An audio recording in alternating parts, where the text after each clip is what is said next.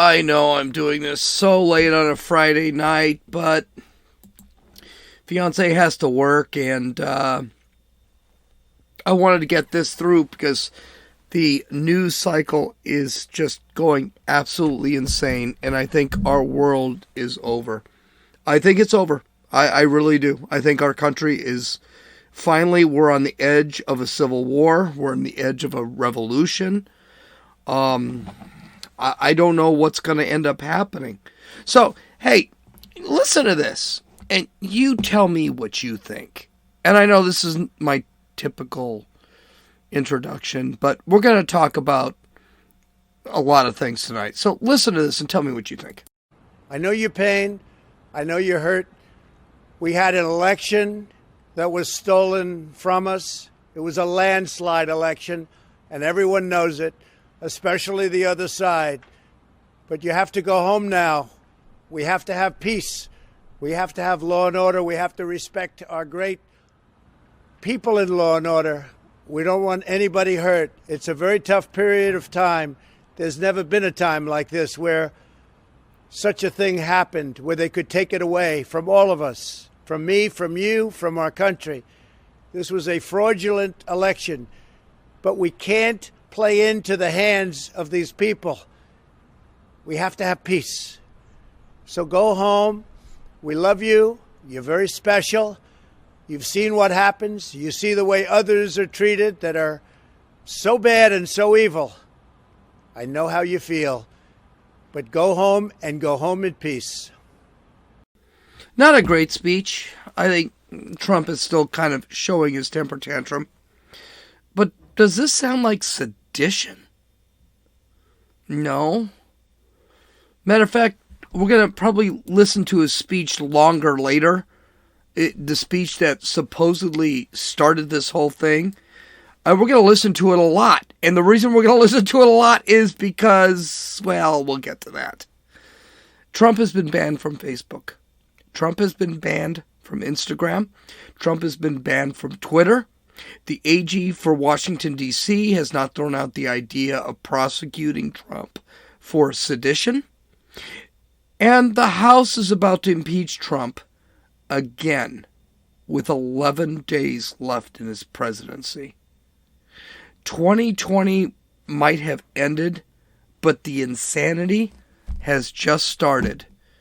And it's going to take more than this podcast to get to it. What we're going to talk about now is what the hell happened in Washington, D.C. on Wednesday. This is Gene, and you're listening to Dumbasses Talking Politics. Hey, this is Gene. Let's get to it. We got a ton to talk about. Okay, so the first thing we need to talk about is the sad and the scary. Let's talk about what happened on Wednesday. I got a lot of information. I think I'm figuring it out. I've got a bunch of clips. So here it is. This is sad. A witness to the fatal shooting of Ashley Babbitt told the local news station that the 35-year-old woman was shot by police after she rushed to the window of the U.S. Capitol as officers told protesters to get back. Now, the video is rather disturbing. It's not pleasant to watch. Ashley Babbitt was a right-wing conservative. She wasn't alt-right or anything bizarre like that. She was a 14-year veteran in the Air Force. And you saw her try and sneak into the deal, and she got shot. But let's listen to this gentleman who, by the way, probably should spend some time in jail because he did not help the situation at all. I'll call it. He did not help the situation at all. Let's listen to his testimony, or what he said happened.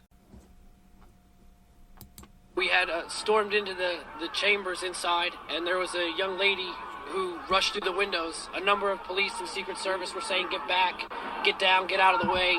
She didn't heed the call, and as we kind of raced up to grab people and pull them back, they shot her in the neck, and she fell back on me and started saying she was fine, it's cool. And then she started kind of like moving weird, and blood was coming out of her mouth and neck and nose, and I don't know if she's alive or dead anymore. And how did you get back out of the building? Riot riot police came in and started ushering us out with their sticks. Where did you enter the building and where did you exit? Other side with the scaffolding. We tore through the scaffolding through flashbangs and tear gas and blitzed our way in through all the chambers. I know this is not going to be a popular opinion, but I saw the video. Babbitt was ordered by the Capitol Police with guns drawn to stand down. She crawled on someone's shoulders and tried to enter. She was shot in the neck. She died a short time later. She didn't listen to police and was breaking the law. The fact that she's a conservative and a 14-year-old veteran of the Air Force does not change the fact that she was breaking the law and she was entering a building that is supposed to be ultra secure. So, I'm sorry she got shot. It was a justified shoot. That police officer is now on leave, which he shouldn't be. I'm sorry she died. But if she had been allowed to do what she was trying to do, more would have broken in and the situation could have gotten a lot worse. And I'll give another comment about the individual who is describing the action. He broke the law and he should be arrested. Period. This was a riot. This wasn't a peaceful protest. Which, by the way, unlike Chris Cuomo, it actually says you can peaceably protest in the United States of America. You can't riot. It says that in the First Amendment. Now that I think that the police were justified in the shooting of an unarmed white woman who was breaking the law, I feel it's important to ask an appropriate question. I feel it's important to bring up the ugly. Okay? 60 police officers were injured and one died of a medical condition. We don't really know what that medical condition was. 2 other rioters died of medical conditions. There were 68 arrests of rioters as of me speaking now. Actually, there were a couple people that were arrested today. And today's Friday night. Explosive devices were found at the Republican National Committee and the Democrat National Committee in Washington, D.C. On Wednesday, they were reportedly real. Now, do I think a bunch of conservatives set this up? Listen, I do think Antifa was involved here. I don't think they were involved to that great extent. But now that I'm hearing that there were actual bombs, pipe bombs, at the Republican and National committees, I'd say probably Antifa had something to do with this. That's a guess. I don't know. I'm probably going to get banned on YouTube and everywhere else because that seems to be what's happening today. We're going to talk more on that probably on Tuesday because I haven't even talked about the election this week. That's pretty sad. Sources told ABC News late Wednesday that investigators were analyzing the remnants of devices to find clues about the construction and conducting chemical tests. The investigation is ongoing. So we really don't know what's going on with those bombs. He also said a cooler. By the way, this is from, where is this from? This is ABC News. He also said a cooler with a long gun and a Molotov cocktail was also recovered from the area around the Capitol. By the way, who does Molotov cocktails? Antifa. That's what they did amidst their 200 riots over the last 6-7 months. According to the New York Times, a 70-year-old man was arrested while in possession of a Molotov cocktail, materials, and a weapon. Okay, it's the New York Times, so I'm going to put I call bullshit here. here's the thing. This was really bad. It was not necessary for conservatives who were always kind of into law and order, protect the police, don't do anything bizarre. It's just bad. It's not good. Because here's the thing. There are other ways to fight. And we're going to talk about this in later podcasts. We can't talk about it now. Because I told you I'd get all the information, or get most of the information, and talk about what happened on Wednesday. But this is just not good. So the other big question was, where in the hell were the police at this time? Ahead of the protests, how about this? Ahead of the riot, federal authorities reportedly wanted to maintain a quote, minimally visible presence to, quote, avoid inflaming tensions, end quote, after months of violent protests and riots in the cities across America. By the way, those riots in the cities across America had nothing to do with these guys. I mean, these guys were nuts. But whatever, it was still a very small group of people that broke into the Capitol building. Despite advanced knowledge of the impending protest, the United States Capitol Police, which deals with the police department for the Capitol building, declined any support from the National Guard or Homeland Security. This was confirmed by a senior official. It remains unnamed, so you never know what that means. The lack of manpower was evident in the footage of Twitter, posted on Twitter, which, by the way, Twitter has been banning. The police department did not have enough barricades. They actually had to grab barricades from one area and move them into another. You may have heard that the police were actually removing barricades so protesters could go out and have fun. No, that's not what happened. They were moving barricades to consolidate the barricades. In other words, there weren't enough barricades, there weren't enough police officers. And the rioters just did their thing. Terry Grenier, the former, hold on, I just lost him. Terry Grenier, former Capitol Police Chief, told NPR, quote, "We lost control of the steps and the areas around the exterior of the Capitol where the skin of the Capitol can be bit more vulnerable because we don't anticipate that vigilantes and riotous people are up that close." Now, here's something no one talks about. What does he mean by that? Trump was having a rally, and that rally involved a lot of conservatives. They never thought they would do this. BLM, when they were rioting, in Washington, D.C., by the way, they actually set it up because they thought there could be violence. They never assumed there would be violence. National Guard finally decided to arrive and controlled the scene. Muriel Bowser basically held everything out. And Muriel Bowser, all this bullshit about this was all racist, if this was a BLM protest, Muriel Bowser held the Washington D.C. Police Department. And as much as I hate Muriel Bowser, at least she's consistent, okay? I mean, she sat back and said, no, we can't protest BLM, or you can't attack Trump supporters either.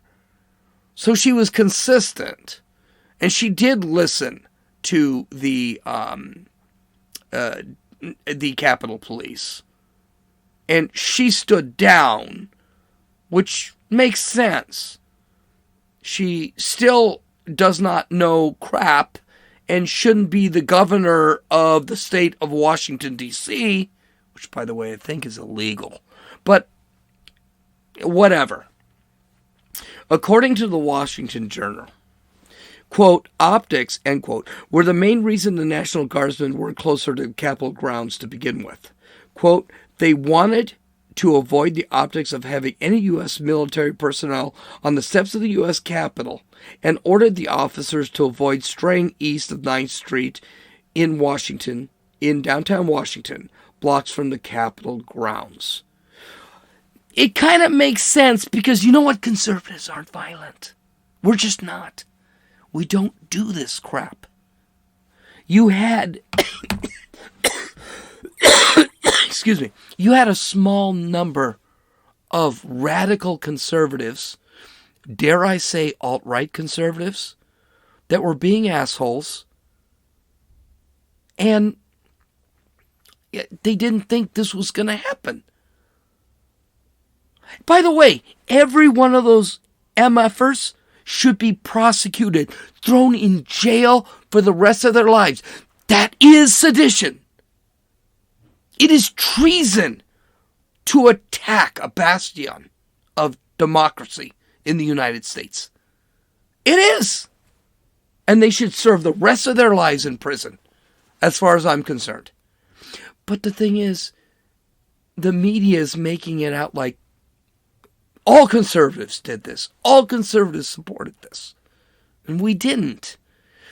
I would say 90% of conservatives didn't like the rhetoric that Trump was throwing. Remember that video, that audio clip I showed you in the beginning of this podcast? That audio clip is a terrible thing. He did not lower the temperature. I'll also point out that YouTube banned that audio clip. So all the other guys' social media posts, yeah, YouTube's doing it too. It was a bad clip. He should have just said, hey, guys, knock it off. Or he should have just sat there and gave up and realized Trump was throwing a temper tantrum. I acknowledge that.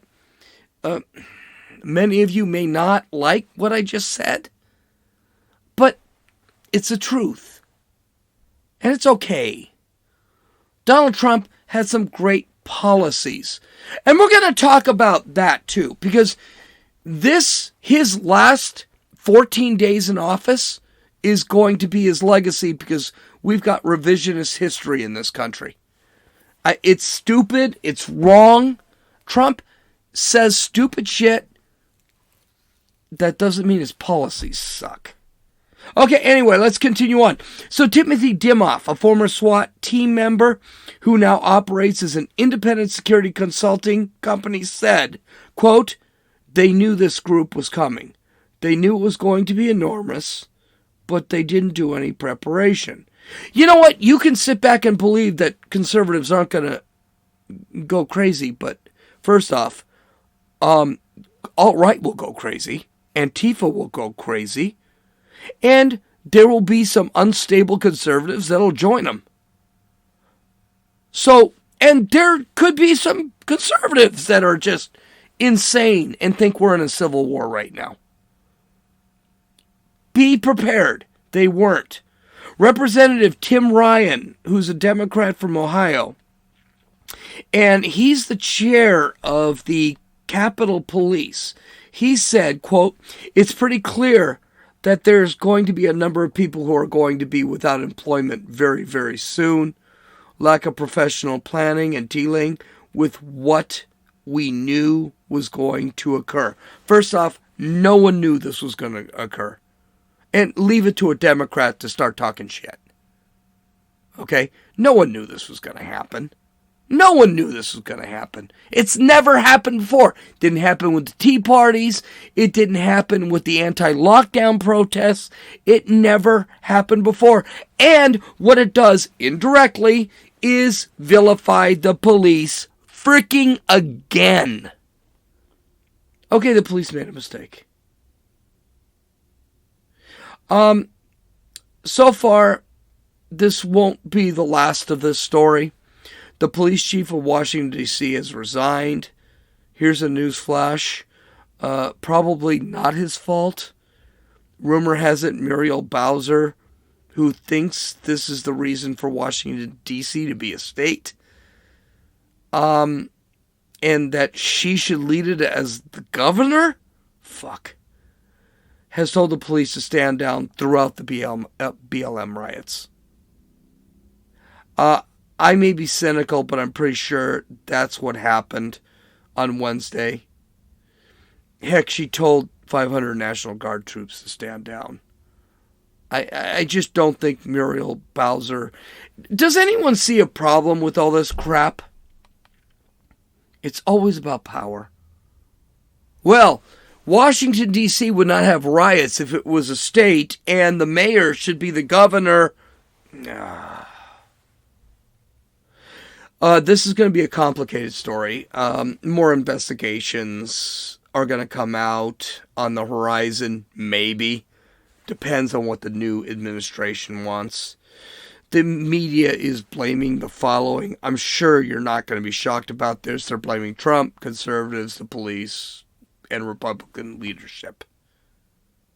They're not going to blame Muriel Bowser for making excuses and not planning ahead. They're not going to blame the conditioning of the police, who are made to stand back on every protest that's happened in the last 6 months. And by the way, there were like 500 protests in the last 6 months. If a police officer defended himself from a knife-wielding rapist with a frickin' who had his kids in the back of a stolen car and shot him, that cop is called a racist and loses his job. That was last week. They're not going to blame the media, who said that the only way a message could be received is by violent riots. Oh shit. Do you remember that? When BLM and Antifa were rioting, these were good things. But when conservatives do stupid shit, these are really bad. Let's give you a reminder. We heard about this during my New Year's episode, but let's listen to it again. I just want to make sure you got it. I want to be clear in how I characterize this. This is mostly a protest. It is not, generally speaking, unruly. What you're seeing behind me is one of multiple locations that have been burning in Kenosha, Wisconsin. That ain't a riot, what we're seeing right now in Minneapolis. You know, Brooke, I think this is a march, really. As they're coming off, it's peaceful. They're saying peaceful protest. People are risking COVID to explain to this country that we're fed up. Thank goodness for the looters, man. Any reasonable person would say we shouldn't be destroying other people's property, but these are not reasonable times. And please, show me where it says that protests are supposed to be polite and peaceful. I hate using this argument because here's the thing. It's whataboutism. Well, yeah, they attacked Congress, but what about this? That's crap. It's a bad arguing point. Bad debate point. I'm not going to say that. How about this? I think that the riots at Washington, D.C. were bad. I also think the riots for BLM were bad. They're both bad. Why is the media sitting back and saying one riot is bad and one riot isn't? It's hypocrisy. They've been spending months justifying $2 billion of damage from the BLM and Antifa riots. But, okay, but this type of riot is... they've been justifying the riots of BLM and Antifa, but the riot from a bunch of conservatives is really bad. The others aren't. They're justified. They're good. Well, here's the thing. It's not okay. It's not okay when conservatives riot. It's not okay when BLM riots. It's not okay when Antifa riots. The media needs to be consistent if they want to be legitimate. But they're not legitimate. So that's not going to happen anytime soon. We're going to keep going over this same bullshit for the next 4 years. And we're going to talk about this because do you know what a purge is? A purge is kill those who don't agree with the government. We're heading towards a purge. We're not talking about that today, but this is an exact example of the purge. And that piece of shit Joe Biden, Kamala Harris, that piece of shit Nancy Pelosi, that piece of crap Chuck Schumer, they're propagating it. And they're going to make themselves into heroes. And it's all for power. And then when we're all in gulags, we can sit back and say, oh, fuck, I was wrong. Now, this trips me out because I can't believe we're going to go through this again. So just listen, and I don't have a lot to say here. It's just dumb. Yesterday was a sad day, as we all know. It was the day where fire stoked by the president and other leaders finally leapt out of the pit, and it lit the trees.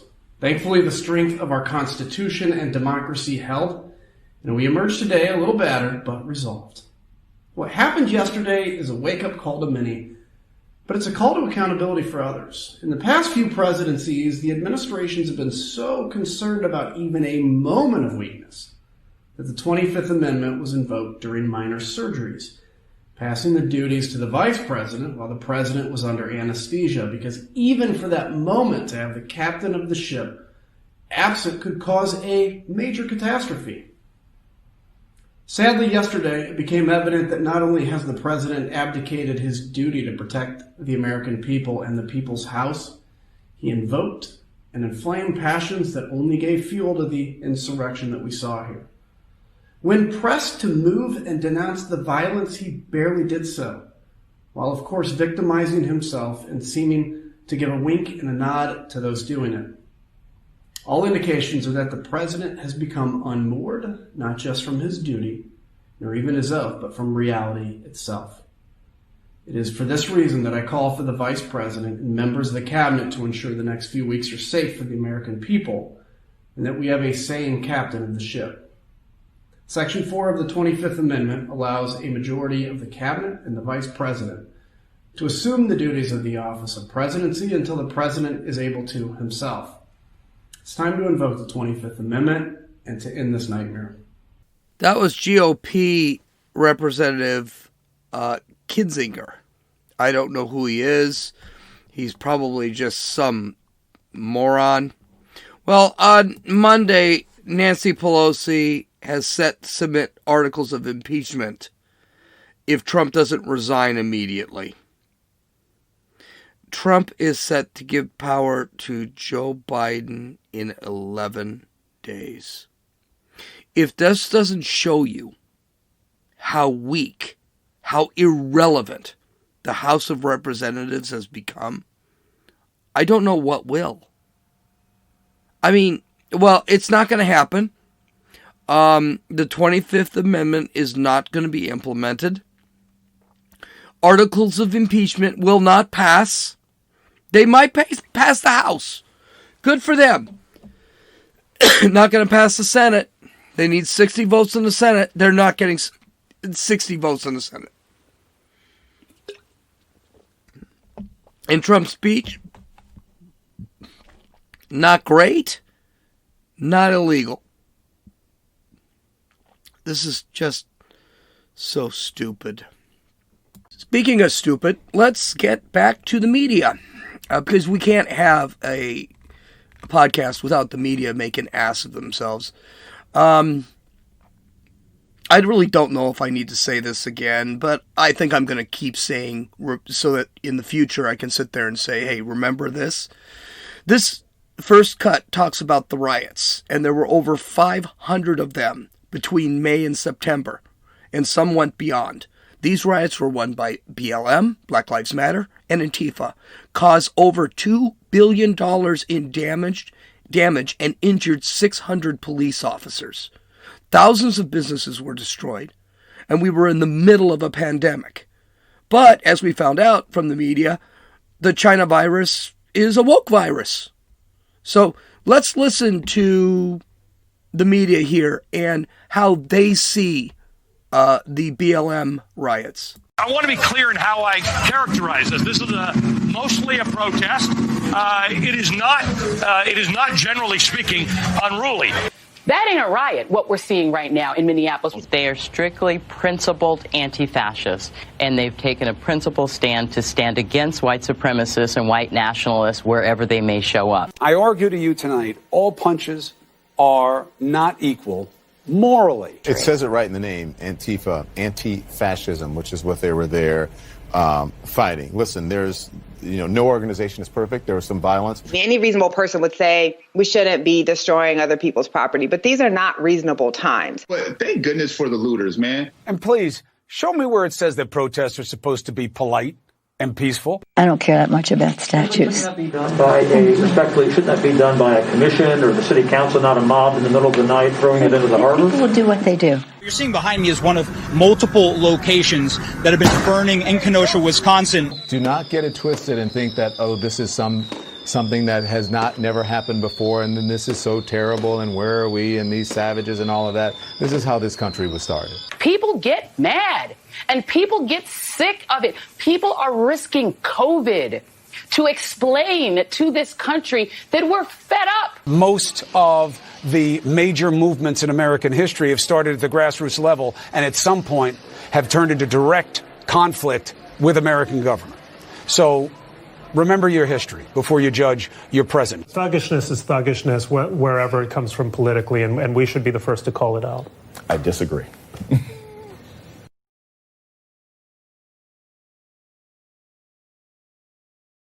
Now, this cut is the same media, pretty much the same people, talking about the riot in Washington, D.C. And it was a riot. Let's call it what it was. They were protesting Trump's loss, and that's fine, but Trump did lose, and we got to move on. By the way, this was the only riot that was actually started by a right-wing group. There was something in that last cut that kicked my cat a little bit. And they said, I think it was Don Lemon, sat there and said that, anti-fascists are going to fight white supremacy and white nationalists wherever they are. They weren't there. There are not a lot of white nationalists in the areas they were actually looting and rioting. So it's just so stupid. Anyway, here's the second cut. Donald J. Trump called for the insurrection against the United States of America. You talked about Al-Qaeda. What has he done in terms of incitement, right, that Osama bin Laden didn't do? Each of these people should be shamed, and they're going to go back, to the Olive Garden and to the Holiday Inn that they're staying at. The way that we in the media speak about this is so important. Today was terrorism. We call them terrorists. Terrorists. Domestic terrorists. Domestic terrorists. Domestic terrorists. These people are not Americans. Kevin McCarthy was on Fox calling this un-American. Marco Rubio. I don't know. There's a lot of empty rhetoric. There's a lot of empty concern. Hawley, I should say, of all people, had the nerve to condemn the violence that we saw today. Josh Hawley should resign in ignominy. Ted Cruz as well. But honestly, Mitch McConnell, too. Shame on them. Shame on those senators. They sided with domestic terrorists yesterday, and we won't forget it. This in no way absolves them of the sin and the sins that they and the president had committed against this country. And if Donald Trump Jr., Rudy Giuliani, and Donald Trump are not arrested today for insurrection and taken to jail and booked. It was encouraged by our Republican colleagues, and that is why every single one of them, especially because they have been the ones trying to steal this election, that's why we are calling for them to be removed. But then Trump supporters come in and you open the fucking doors for them. You open the doors for them and let them breach the people's house. By the way, I would like to thank Grabian for both those videos. God, I love that site. You should love it too. Go follow Grabian on YouTube. God only knows how long it's going to be there. But you do see the difference, right? And first off, do you notice something? They're not just blaming Trump for this. They're blaming Rubio, McConnell, Cruz. I mean, basically, Rubio, McConnell, Cruz, they're just following the law. They can pretty much do what they're doing. There's nothing illegal about what they're doing. But, that's where this country is going. There's no unity. We're heading to a cultural civil war. There's no question. This was a start. Again, we don't really know how many Antifa and BLM. Apparently there were a few.